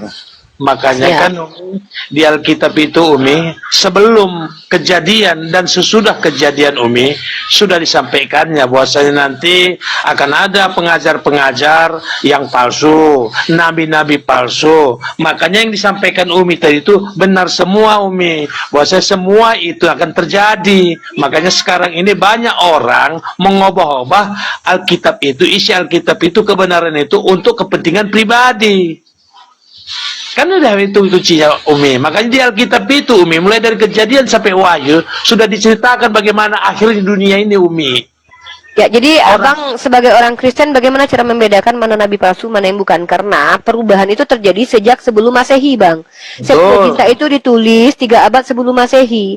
Teks Mesora ditulis 9 abad setelah Masehi. Sementara kedua kitab itu banyak perbedaan yang sangat-sangat krusial, bang. Tentang doktrin keselamatan, tentang doktrin Tuhan itu berbeda, bang. Teks Mesora menuliskan bahwa yang datang itu adalah malaikat Tuhan. Tapi Septuaginta mengatakan Tuhan sendiri yang turun. Bang, antara tadi iblis dengan Tuhan, antara Tuhan dengan malaikat, tidak bisa dibedakan lagi. Maka inilah kenapa, bentar sedikit. Inilah kenapa kami katakan, kami tidak bisa pegang kitab kalian sebagai sumber, karena terlalu banyak campuran-campuran manusia di dalamnya. Bahkan Ben Ezra, salah satu Rabi Yahudi sendiri, itu mengkritisi kitab 5 kitab Musa, mencurigai bahwa kitab Musa bukan Musa yang menulis. Kenapa? Bagaimana mungkin Musa menuliskan kematiannya, sementara dia sudah mati lalu dia menceritakan kematiannya? Ini secara logika. Nah, ini abangku, silakan abangku bertanya saja tentang Islam. Saya lebih senang abang bertanya tentang Islam. Kenapa saya tidak mau bicara lebih tentang Kristen? Karena saya sudah bisa membuktikan bahwa gagal kitab kalian sebagai kitab suci, my brother. Mohon maaf ini menyakitkan. Mohon maaf kalau ini membuat teman-teman tersakiti, tapi ini adalah fakta yang bisa saya ungkapkan. Terima kasih. Bukan, ya kan, kalau Islam itu kan setahu saya kan memang kan orang yang baik itu Umi. Kan begitu. Siap, abangku kalau ada pertanyaan tentang Islam lanjut ya, Bang. Dan mohon maaf kalau apa yang saya sampaikan ini mungkin mengganggu tidur kalian. Enggak. Kalau saya ambil intinya Umi yang disampaikan Umi tadi kan udah Umi sudah dijawab Umi sendiri tadi itu tentang bagaimana kehadiran penulis-penulis itu tentang si Lukas, Markus, kan sudah memang disampaikannya. Itulah hebatnya Alkitab orang Kristen ini Umi. Mulai dari kejadian sampai Wahyu dia sudah menceritakan akan datangnya musibah Allah, akan datangnya seperti ini, akan seperti ini. Terjadi semua Umi yang diceritakan disampaikan di Alkitab itu Umi. Oke, baiklah. Lanjut Pak. Jadi gini, sama saya diskusi ini saya berbagi ilmu aja ya Pak. Kalau ada tidak pertanyaan lagi nggak usah. Saya tidak mau memaksa Anda untuk untuk memahami apa yang saya pahami. Tapi tugas saya hanya menyampaikan. Semoga Anda tercerahkan. Amin. Oke. Ya. Nah itu yang saya sampaikan barusan itu adalah statement dan pembuktian yang boleh kalian bantah. Mungkin seperti itu Pak Tarigan. Sehat-sehat. Ya, yang disampaikan Umi itu kan artinya pengetahuan, pengenalan, pengajaran itu kan Umi. Saya membacakan apa yang saya kaji. Saya tidak mengajarkan. Saya belajar, lalu pembelajaran saya bagi sama Bapak. Saya mahasiswi soalnya. Iya, betul Umi. Makanya tadi kan Umi kan menafsirkan tadi itu kan dari pengajaran si Musa sampai ke Kristen. Bukan, saya tidak menafsir Pak. Menafsir itu dari kata fasara, mengeluarkan makna. Saya hanya menunjukkan fakta-fakta. Kalau menafsirkan itu tidak boleh Pak. Bahkan saya sendiri tidak boleh menafsirkan agama saya sendiri loh Pak. Apalagi agama Bapak, tidak boleh. Tapi artinya yang ditunjukkan Umi tadi itu kan tentang perbedaan-perbedaan, kan begitu. Jadi saya bilang, Umi yang disampaikan Umi tadi itu semua itu benar. Oke. Ada lagi yang mau disampaikan Bapak Tarigan? Iya, Umi. Itu kita kan Muslim itu kan Umi wajib kalau kita itu disunat. Ya Pak. Tapi kalau di Nasrani itu yang disunatkan bukan tubuh tapi hatinya Umi. Itu maksudnya macam mana Umi? Oke, pertanyaan bagus Bapak. Kalau Bapak mau tahu perjanjian sunat antara Abraham dan laki-laki Tuhan dan laki-laki yang ada di rumah Abraham itu bukan hanya untuk keturunan Abraham ya Pak. Nah, itu ada di dalam Kejadian pasal 17. Bapak kalau belajar tentang sunat, kita buka dulu dasar sunat itu dalam kitabnya orang Yahudi ya. Oke. Nah, Bapak lihat dalam Kejadian pasal 17 nomor 10. Saya bukakan datanya, Bapak baca baik-baik ya. Nih. Besarkan, oh ya, aku bisa besarkan di sendiri nih. Nah, gelap ya, aku nggak nampak. Bang, Bapak tadi kan di-mute dulu ya, saya jelaskan tentang sunat ini ya. Nah, jadi kalau kita lihat di sini, Pak, di sini inilah perjanjianku yang harus kamu pegang, perjanjian antara aku dan kamu serta keturunanmu, yaitu setiap laki-laki di antara kamu harus disunat. Haruslah dikerat kulit khatanmu. Jadi sunat yang diperintahkan Tuhan itu dipotong khatan, Pak, bukan sunat rohani. Nah, siapa saja yang disunat? Ini dia, Pak. Anak yang berumur 8 hari disunat setiap laki-laki di antara kamu. Turun-temurun. Artinya laki-laki yang ada di tempat Abraham pada waktu itu dan juga turun-temurun, baik yang lahir di rumahnya atau yang dibeli atau para budak. Berarti di sini Tuhan mengatakan perjanjian kekal sunat yang dipotong kulit khatan ini itu bukan hanya keturunan Abraham. Iya, betul. Nah, Yesus sendiri disunat. Nah, artinya ini perjanjian kekal. Kalau perjanjian kekal tahu kan, tidak boleh dibatalkan. Nah, tapi Paulus mengajarkan bahwa kalian itu tidak apa-apa tidak disunat, melainkan sunat hati. Nah, masalahnya adalah yang membatalkan hukum sunat itu bukan Yesus, tapi Paulus. Paulus ini semasa Yesus hidup tidak pernah berjumpa dengan Yesus, Pak. Bahkan Yesus sudah mengingatkan, hati-hati dengan serigala berbulu domba dari sisi ragi Farisi. Paulus ini orang Farisi, Pak. Dia yang membatalkan hukum sunat. Sementara orang Kristen tidak bersunat, umat Islam tetap bersunat. Kenapa saya katakan umat Islam bersunat? Dalam riwayat hadis Bapak, asal Bapak tahu, Islam ini kan secara sejarah riwayat Islam percaya bahwa ajaran Islam itu sudah ada sebelum Nabi Muhammad lahir. Tapi bukan Islam yang dibawa Nabi Muhammad, tapi Islam yang dibawa oleh Nabi Ibrahim melalui Nabi Ismail alaihissalam. Jadi Nabi Ismail itu bersunat, Pak. Bahkan dalilnya, ini saya tunjukkan dalilnya dalam kitab Bukhari, ya, Sahih Bukhari. Saya tunjukkan dalilnya. Bentar ya. Bahwa orang Arab itu semua rata-rata tidak menghilangkan tradisi sunat, Pak. Artinya mereka tidak membantah penyunatan. Nih Pak ya. Ini datanya, Pak. Saya tunjukkan data dalam Sahih Bukhari nomor 6. Ini percakapan Heraklius dengan rombongan dagang Quraisy dengan Abu Sufyan. Ternyata di sini diceritakan bahwa orang Arab itu semuanya berkhitan. Ya. Semua orang Arab itu berkhitan. Dikatakan di sini bahwa ketika Heraklius bertanya, bagaimana dengan orang Arab? Mereka semua berkhitan. Artinya khitan itu tidak dihentikan, tidak diberhentikan oleh orang Arab karena mereka mengikuti milah Abraham. Nabi Ibrahim itu pernah berada di Arab menurut riwayat Islam, menurut Al-Quran. Dan yang membatalkan hukum sunat itu adalah Paulus. Kenapa? Karena dia mengaku menjadi rasul untuk orang-orang Yunani. Orang Yunani itu tidak bersunat, Pak. Maka ini yang disebut dengan sinkretisme atau pencampuran ajaran. Paulus mengajarkan ajaran keyahudian kepada orang Yunani. Orang Yunani ini tidak kenal hukum Taurat. Tapi kenapa mereka dibatalkan? Ya supaya mereka tidak perlu bersunat, tidak perlu jadi orang Yahudi. Yang penting percaya dengan Yesus. Nah, ini yang disebut dengan sinkretisme. Pencampuran ajaran. Jadi yang dimaksud Umi tadi itu sunat itu menandakan atau memang perintah Umi? Perintah, Pak. Bapak baca di sini. Bahkan di dalam ayat ini, Pak, kata Tuhan itu ya, selanjutnya nih. Ini ya. Aku akan menjadi Tuhanmu. Jadi orang-orang yang bersunat itu, orang-orang yang menyembah kepada Tuhannya Abraham. Tuhan Abraham bilang begini nih. Aku akan mengadakan perjanjian antara aku dan engkau serta keturunanmu turun-temurun menjadi perjanjian yang kekal. Ya. Dengar, Pak. Supaya aku menjadi Allahmu dan Allah keturunanmu. Jadi yang menyembah Tuhannya Abraham ini yang menjalankan hukum sunat. Nah, kepadamu dan kepada keturunanmu akan kuberikan negeri ini yang kau diami sebagai orang asing, yakni seluruh tanah Kanaan akan kuberikan menjadi milikmu untuk selama-lamanya, dan aku akan menjadi Allah mereka. Lagi firman Elohim kepada Abraham, dari pihakmu engkau harus memegang perjanjianku, engkau dan keturunanmu turun-temurun. Makanya Bapak, dalam Matius pasal 7 nomor 21, Bapak baca di sini, Bapak baca baik-baik ya, ini kata Yesus loh ya, Pak. Kata Yesus bukan kata saya. Ya. Kata saya ya, kata saya, kata Yesus. Nah, Bapak baca nih kata Yesus. Apa tuh? Bukan setiap orang yang berseru kepadaku Tuhan, Tuhan akan masuk ke dalam kerajaan surga, melainkan dia yang melakukan kehendak Bapa. Kenapa orang Kristen tidak mungkin masuk surga? Karena tidak menjalankan perintah Bapa. Perintah Bapa yaitu Tuhannya Abraham. Karena telah membatalkan sunat. Makanya kami mengimani bahwa Bapak ini, Bapak lahir sebagai Kristen. Selama ini belum mendapat ilmu tentang Islam.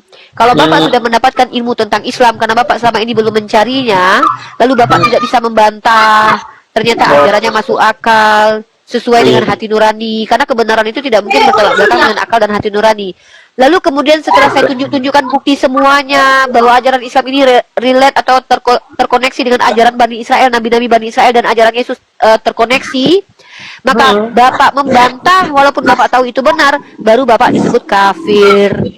Betul. Tapi selama ini kalau Bapak tidak pernah belajar, Bapak adalah hamba Allah yang diizinkan mendapatkan ilmu pengetahuan. Allah sayang sama Bapak, sehingga Bapak tanpa sadar diizinkan naik ke Komal ini, bertemu dengan saya, bertemu dengan Cak Tata. Pak, ini bukti kalau Allah sayang sama Bapak. Sepanjang umur Bapak yang selama ini menurut Islam Bapak salah menyembah kepada makhluk, bukan kepada pencipta makhluk, akhirnya Bapak tetap diizinkan berjumpa dengan kami, supaya Bapak mendengarkan dakwah kami. Tapi setelah kami jelaskan Bapak membantah, dan Bapak sudah tahu kebenaran yang tidak bisa dibantah, maka Bapak berdosa. Tapi ketika Bapak belum mendapatkan ilmu pengetahuan, Bapak tidak tahu, Bapak dimaklumi. Tapi Allah Maha Pengasih, Maha Penyayang. Allah akan beri petunjuk kepada Bapak. Salah satu cara metode petunjuk yang diberikan kepada Bapak dengan mudahnya akses sarana teknologi sekarang, di mana setiap orang dapat mencari tahu kebenaran itu. Bapak tanpa sadar naik ke atas ini, Bapak sedang mencari tahu kebenaran, dan Bapak saya tunjukkan fakta-faktanya. Tapi tidak masalah kalau Bapak tolak, saya tidak ada keuntungan, tidak ada kerugian. Namun Bapak nanti di hadapan Allah ketika Bapak masuk neraka karena menolak kebenaran, saya akan didatangkan di hadapan Bapak untuk bersaksi bahwa Bapak telah mendengar kebenaran. Dan nanti ketika Bapak dicampakkan oleh Allah ke dalam neraka, Bapak tidak bisa berkata-kata lagi, karena video kita diskusi ini direkamkan kembali, diputarkan kembali. Wallahu a'lam bishawab. Allahu Akbar. Allahu Akbar. Iya, Umi. Iya, iyalah Umi. Apa kan Allahu Akbar itu kan bukan milik Umi aja. Kami pun Nasrani kan kami miliki itu kan, Umi. Semua itu nongseng kalau kata orang Belanda. Ya enggak? Enggak, Pak, enggak ada. Kalau Nasrani itu tidak ada Allahu Akbar, tapi Tuhannya mengecil menjadi manusia. Soraklah haleluya, segala puji syukur hanya bagimu Tuhan. Hancur ini bangsa kalau begini terus. Karena kalau kita bicara Allahu Akbar, Pak, Allahu Akbar itu artinya Allah Maha Besar. Maka Allah Maha ketika Besar. kita percaya Allah Maha Besar, dia tidak akan pernah mengecil. Tapi coba Iya. lisan Bapak. Bapak percaya Tuhan itu Maha Besar kan? Amin. Tapi pada saat bersamaan Bapak percaya Tuhan itu mengecil. Di mana? Waktu di posisi mana? Bilang, Yesus kan mengecil dia. maksudnya mengecil? Yesus itu bukan mengecil, Umi. Besaran mana Yesus dari bumi, Pak? Hah? Besaran mana Yesus dari bumi? Kalau Umi tanya itu sama saya bilang besaran Yesus lah, Umi. Dari bumi. Iya iyalah, Umi. Kalau begitu Yesus tidak bisa masuk ke bumi lah, Pak. Dari perahu saja Yesus lebih kecil, buktinya dia bisa masuk ke dalam perahu, Pak. Kalau kita percaya Tuhan itu Maha Besar, Pak, kita bukan bicara tentang kekuasaannya saja, Pak, tapi segala-galanya tentang Tuhan itu pasti Maha Besar. Maka tidak mungkin Tuhan itu mengecil. Kalau dia mengecil, dia sementara mengatakan dia Maha Besar, artinya dia berbohong. Sama seperti saya. Saya bilang, saya mengasihi Bapak Tarigan, tapi besok saya lempar Bapak pakai batu, artinya saya berbohong. Sama, ketika kita percaya Tuhan Maha Besar, jangan kita fitnah Tuhan itu mengecil. Dengan percaya Yesus sebagai Tuhan, Bapak sudah mengatakan Tuhan itu mengecil, karena memang faktanya Yesus lebih kecil daripada makhluk. Dari pohon kelapa, dari keledai bahkan. Karena Yesus bahkan naik ke atas keledai, dari rumah, dari bumi, dari gunung. Nah, kalau kami umat Islam, tidak pernah kami mengatakan Tuhan itu mengecil, tapi Allah menaungi ruang dan waktu. Allah tidak terikat ruang dan waktu. Nah, jadi inilah kenapa kami termasuk orang yang harus jujur. Jujur itu gini loh, Pak. Ketika saya katakan Tuhan saya itu tidak mati, maka saya tidak akan percaya Tuhan pernah mati. Ketika saya percaya Allahu Akbar, Allah Maha Besar, saya tidak akan pernah mengingkari dengan mengatakan Tuhan itu mengecil, menciut, menguning, dan mati ditombak. Na'udzubillahi min zalik. Itu namanya saya munafik, Pak. Artinya saya menipu diri sendiri. Kalau saya percaya dia Maha Kuasa, saya percaya tanpa membunuh manusia, dia bisa mengampuni dosa.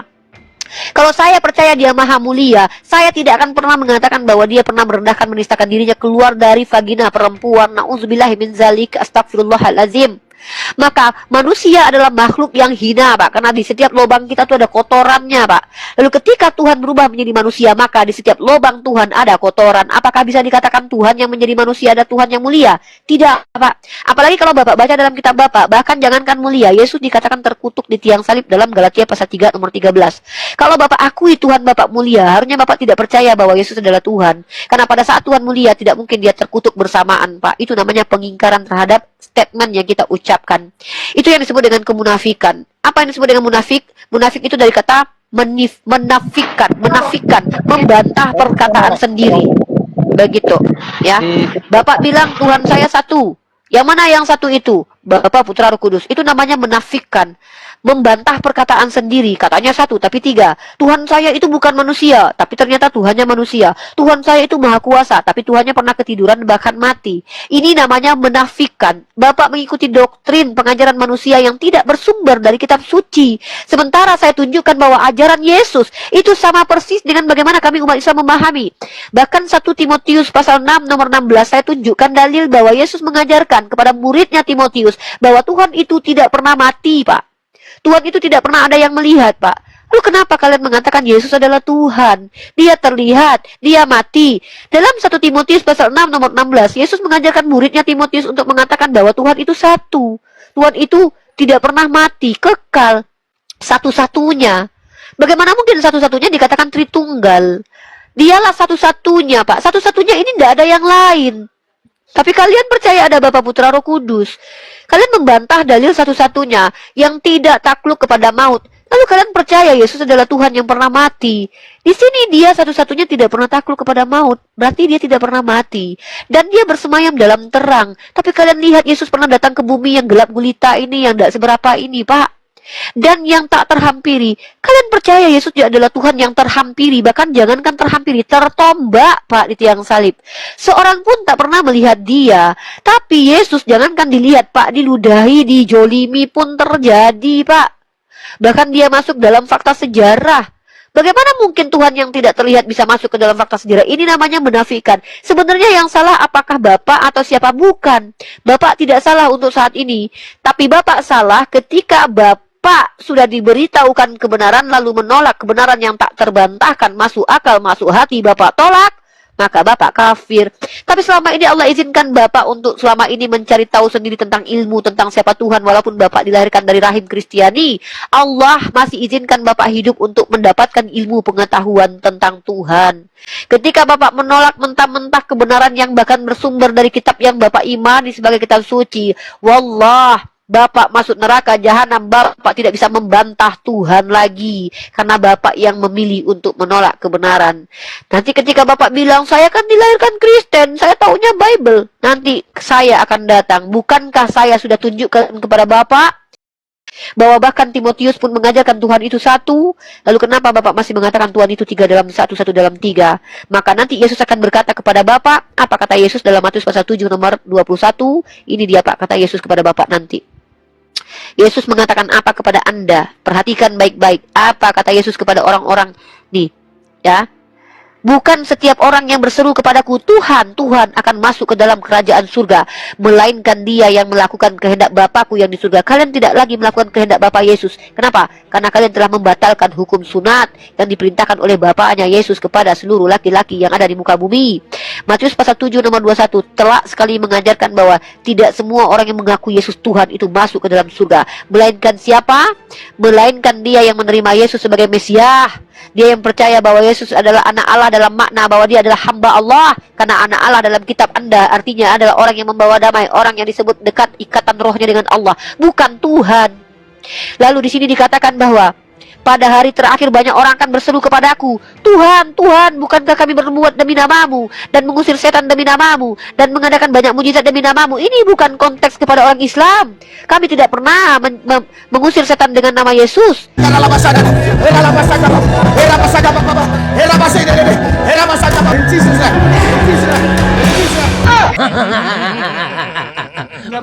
Ini adalah untuk orang Kristen. Pada waktu itulah aku akan berterus terang. Apa yang akan diterus terangkan? Tentulah apa yang kalian salah pahami. Yesus berterus terang kepada kalian bahwa Yesus berkata, aku tidak pernah mengenal kamu. Enjahlah daripadaku, kamu semua pembuat kejahatan. Kenapa kalian dikatakan jahat? Kalian membatalkan hukum Tuhan. Kalian menghina Yesus. Kalian menikmati kematian Yesus. Sementara dalam Yohanes pasal ke-8 nomor 37 yang menginginkan kematian Yesus katanya adalah iblis. Tapi coba perhatikan. Dalam Yohanes pasal ke-8 nomor 37, saudaraku, Bapak Tarigan, perhatikan baik-baik. Ini adalah sesuatu yang diberikan kepada Anda. Ini izin Allah saya menyampaikan ini kepada Anda. Perhatikan. Aku tahu bahwa kamu adalah keturunan Abraham. Ini Yesus berbicara kepada orang Farisi Saduki yang ingin menghabisi nyawanya. Apa kata Yesus? Kamu berusaha untuk membunuh aku karena firmanku tidak beroleh tempat dalam kamu. Apa yang kulihat pada Bapa, itulah yang kukatakan, dan demikian juga kamu perbuat tentang apa yang kamu dengar dari bapakmu. Jawab mereka kepadanya, Bapa kami ialah Abraham. Kata Yesus kepada mereka, jikalau sekiranya kamu anak-anak Abraham, ingat, Bapak kalau mengaku pengikut Abraham, tentulah Bapak mengerjakan pekerjaan yang dikerjakan oleh Abraham. Bapak bersunat tidak? Tidak. Bapak tidak bisa dikatakan pengikut Abraham. Bapak tidak bisa dikatakan sebagai penyembah Tuhan Abraham, karena Bapak tidak menjalankan perintah Abraham. Abraham bersunat, Bapak tak bersunat. Islam itu bersunat mengikuti milah Abraham. Tetapi yang kamu kerjakan ialah berusaha membunuh aku. Aku seorang yang mengatakan kebenaran kepadamu, yaitu kebenaran yang kudengar dari Allah. Pekerjaan yang demikian tidak dikerjakan oleh Abraham. Satu sekali terakhir. Ya nanti saya jelaskan. Kamu mengerjakan pekerjaan, ya nanti saya jelaskan, Bapak diam dulu. Kamu mengerjakan pekerjaan bapamu sendiri. Jawab mereka, kami tidak dilahirkan dari zina. Ini orang Yahudi menghina Yesus, menuduh Yesus hasil dari zina. Mereka mengklaim Bapa kami satu, yaitu Allah. Mereka mengatakan bahwa Tuhannya Yesus adalah Bapa mereka. Maka Yesus menjawab, jikalau Allah adalah Bapamu, kamu akan mengasihi aku, sebab aku keluar dan datang dari Allah, dan aku datang bukan atas kehendakku sendiri, melainkan dialah yang mengutus aku. Apakah sebabnya kamu tidak mengerti bahasaku? Sebab kamu tidak dapat menangkap firmanku. Iblislah yang menjadi bapakmu, Bapak. Pak Tadigan. Iblislah yang menjadi bapaknya orang-orang yang menginginkan kematian Yesus. Karena orang-orang ini menginginkan kematian Yesus, dan itu adalah kehendak dari iblis. Sementara Bapak sebagai Kristen percaya bahwa kematian Yesus adalah perintah Bapa. Bahkan dikatakan, Benar, Tunggu, sebentar, saya selesaikan dulu, saya selesaikan. Saya jawab dulu, Iya, jawab saya dulu. selesaikan. Iya, saya selesaikan Umi dulu. lanjut, nanti Umi lanjut. Nah, ini sedikit lagi. Enggak, Iblislah itu- yang menjadi bapakmu dan kamu Iya. ingin melakukan keinginan bapakmu. Ia pembunuh manusia sejak semula dan ia tidak hidup dalam kebenaran sebab di dalam dia tidak ada kebenaran. Maka, kalau orang-orang yang menginginkan kematian Yesus bapaknya iblis, bagaimana dengan orang Kristen yang menikmati kematian Yesus? Tentu lebih iblis daripada iblis. Maka pertanyaan saya, Bapak termasuk orang yang menginginkan kematian Yesus atau tidak? Silakan dijawab. Ya saya enggak lah Umi. Oh, berarti Bapak sama seperti Petrus ya, yang tidak menginginkan kematian Yesus, yang bahkan dikatai iblis Ya, juga. Begini Umi, firman yang disampaikan Umi itu tadi kepada orang siapa Umi? Kepada orang yang nggak percaya Tuhan Umi. Bukan orang yang percaya sama Tuhan. Kalau saya Umi percaya sama Tuhan. Yang disampaikan tadi itu firman yang disampaikan Umi itu bagi orang yang nggak percaya pada Tuhan. Makanya Umi kalau menyampaikan ini Umi kepada kami orang Nasrani yang percaya sama Tuhan, Umi salah. Oke, saya jawab. Bapak bersunat? Sunat. Oke, Bapak tahu tidak Paulus mengajarkan barang siapa yang bersunat Kristus tidak berlaku lagi bagi dia? Kata siapa? Ah, ini dia. Bisa kasih data ya? Kan kata Paulus kan Umi. Bapak tidak percaya Paulus? Begini Umi, yang saya percaya Tuhan bukan Paulus. Paulus itu Umi, itu diciptakan Tuhan. Itu sama dengan saya. Berarti Bapak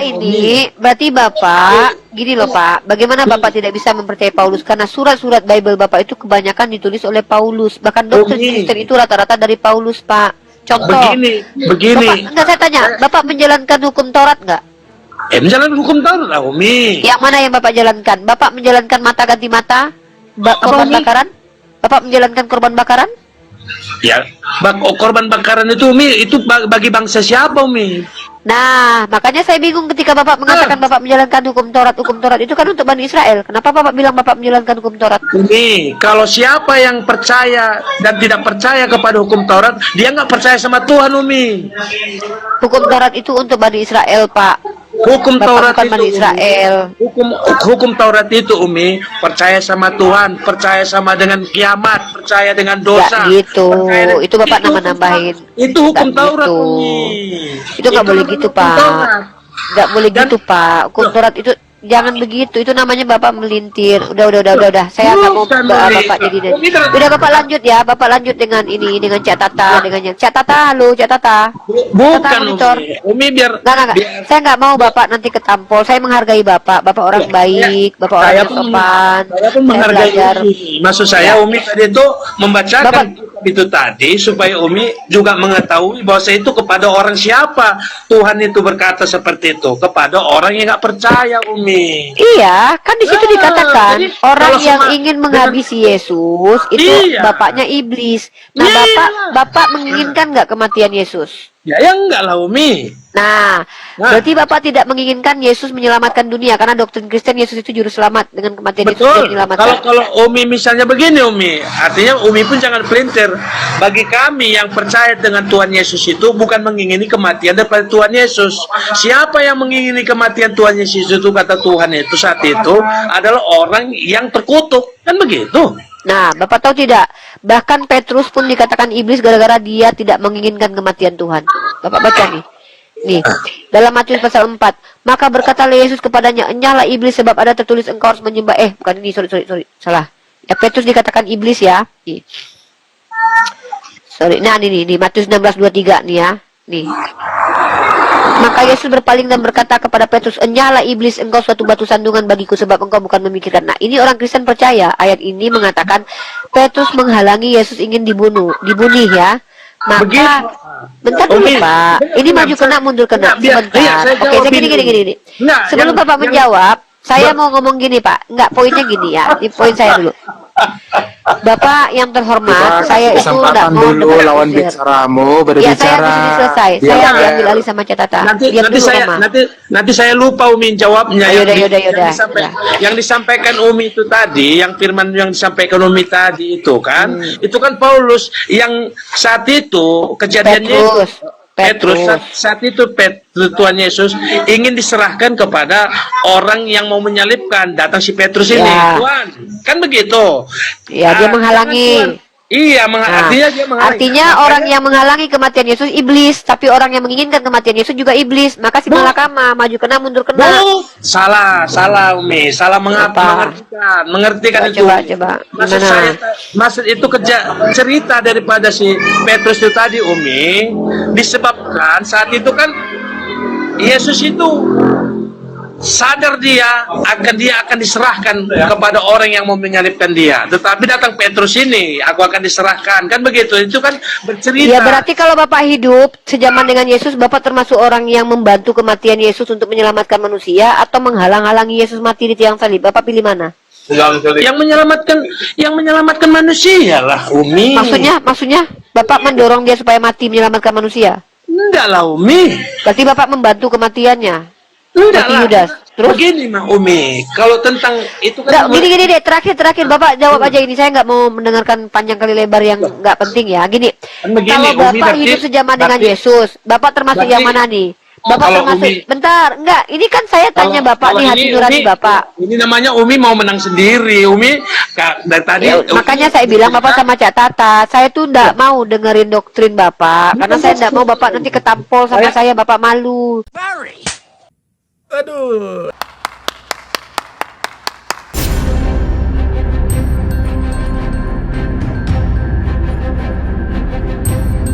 The religion of Jesus was Islam. Because with Allah, there is only one religion. He says, Inna dina inda Allahil Islam.